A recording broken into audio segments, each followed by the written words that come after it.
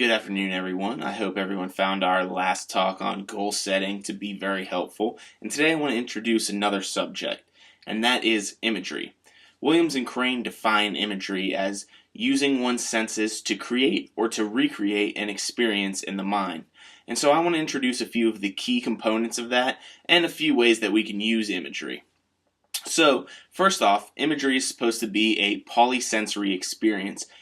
Does anyone know what that means?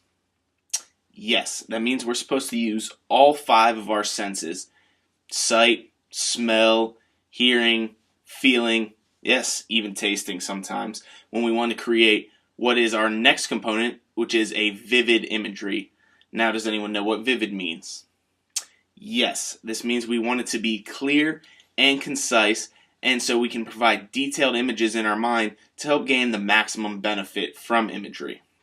Now, our imagery needs to be controllable, which means we need to be able to actually imagine what we're seeking to imagine. So, Taylor, if you're doing imagery of dropping back and throwing a touchdown pass, you want to actually imagine throwing that touchdown pass. You don't just want to imagine standing there just throwing any other old ball. Include other things in imagery to make it more vivid, such as the celebration after the touchdown, anything like that. Now, what we also want to happen is we want our imagery to occur in real time, which means if it's going to take you 4 seconds to drop back and throw that touchdown pass, I want you to imagine that you're in the pocket for 4 seconds. I want you to imagine that the ball is in the air for a few seconds and take that time during that imagery.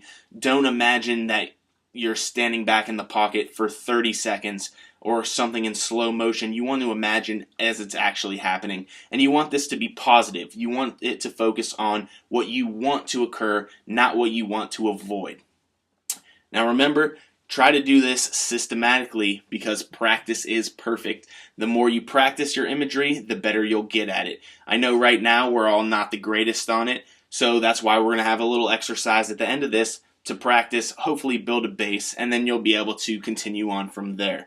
Now, a few of the uses of imagery are skill acquisition, being able to learn a new skill, enhancing a skill that you already have, and then just something such as building confidence. Taylor, we'll go back to you again. Imagine you're throwing that touchdown pass. You want to build that confidence so you carry that into the game later. Now, Jeff, I know that you're injured right now. We can help use imagery for injury recovery as well.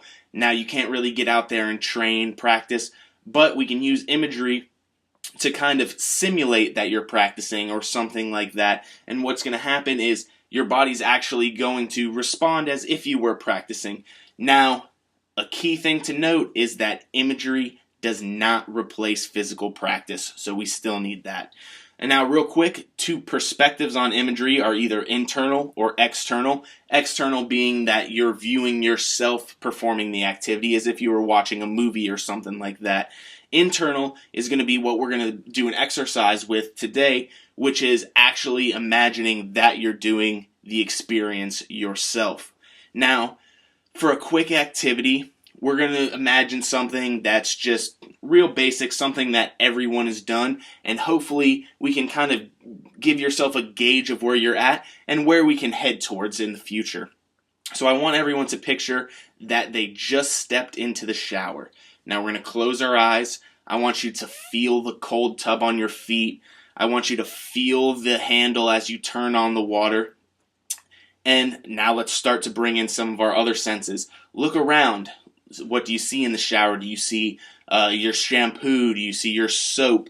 I want you to imagine everything that you would normally see in the shower as if you were actually standing in it. Now, what do you hear? You hear the water coming on. You can hear it hitting against your skin, falling down to the ground of the tub. I want you to be able to feel the warmth of the water as it comes over your body. I want you to be able to smell the soap as it goes out of the bottle onto your hands. I want you to be able to feel the slickness, feel it over your body. Now, hopefully we're not really tasting anything right now, but say some of the soap gets into your mouth. I want you to be able to taste that as if it's actually occurring. The point of imagery is we want to make it as vivid as possible so we're actually recreating the experience and we're recreating it as if we were doing it while we're not actually performing the task. Now go ahead and open your eyes. How did everybody do? Good? So you're able to imagine that sense of the water, that smell of the soap, the feel of the shampoo.